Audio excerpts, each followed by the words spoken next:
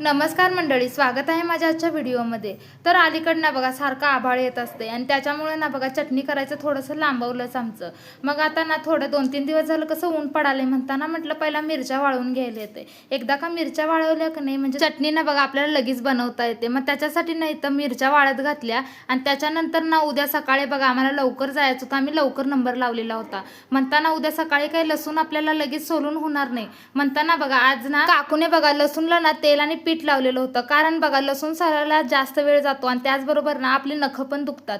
मग त्याच्यासाठी ना बघा इथं लसूणला ना तेल आणि पीठ लावलेलं होतं। मग आता आपल्याला हा लसूण ना बघा उन्हात ठेवायचा आहे थोड्या वेळासाठी। मग त्याच्यानंतर ना आपल्याला ते लसूण एक नाही एका पिशवीत घालून ना आपटायचं आहे। मग त्याच्याबरोबर ना थोडीशी त्याची साल आपली निघून जाते आणि आपल्याला लसूण सोलायला जास्त त्रास होत नाही। मग ना आपला लसूण बघा लवकर आपला सोलून होतो। चटणीसाठी ना बघा आपल्याला ना भरपूर लसूण सोलायची गरज असते, त्याच्यासाठी ना एकदम भारी असा हा उत्तम उपाय आहे आपल्याला लसूण सोलण्यासाठी। आज ना बघा तुम्हाला या व्हिडिओमध्ये ना एकदम साधी सोपी रेसिपी सांगणार आहे। त्याच्यामध्ये ना आपल्याला कोणता मसाला वापरायचा नाही ना कुठला कांदा टोमॅटो पण वापरायचा नाही आहे।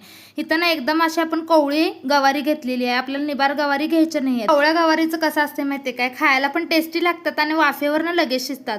आणि मग त्याचबरोबर निबार गवारीचं कसं असते लवकर शिजत पण नाहीत आणि त्याचबरोबर ना ते खायला टेस्टी पण लागत नाही। तर इथं बघा आपण एक कढई घेतली आणि त्याच्यामध्ये ना गवारी घातलेली आहेत आणि आपल्याला बघा ते मस्तपैकी अशा ना भाजून घ्यायच्या आहे। ही रेसिपी ना बघा आमच्या आजीने दाखवलेली होती आणि पूर्वीची लोकांना खरंच साधी सोपी रेसिपी बनवत होती पण खायला एकदम टेस्टी लागत होते। मग तसंच ना बघून आमची काकू ना करत होती। आजीने बघा एकदा रेसिपी सांगितलेली होती आणि तिने आमच्या घरात एवढी छान आवडलेली होती ना, तर आमच्या घरात ना हे सगळेजण असं खातात बघा एकदम साधी सोपी।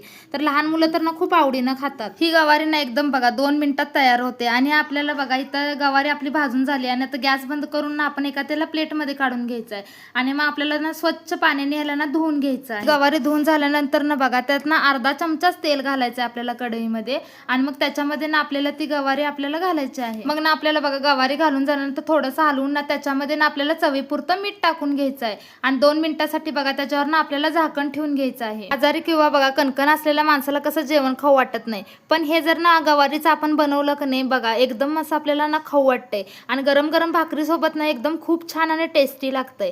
आपल्याला ना जेवताना बघा जेवणासोबत ना तोंडी लावायला काय नसलं तर एकदम हा छान उत्तम उपाय आहे। 2 मिनिटानंतर ना बघा आपल्याला झाकण काढून घ्यायचं आणि ह्या गवारी ना कवळ्या असल्यामुळे ना लगेच आपल्या वाफेवर शिजतात आणि खायला खरंच खूप टेस्टी लागतात। एकदा तुम्ही पण करून बघा। पण बघा ही जी गवारीची रेसिपी बनवली आहे ना ते एकदम भारी अशी बनवलेली आहे, एकदम अशी हेल्दी आहे, शरीरासाठी एकदम पौष्टिक आहे कारण त्याच्यामध्ये कुठला मसाला पण वापरलेला नाहीये म्हणून।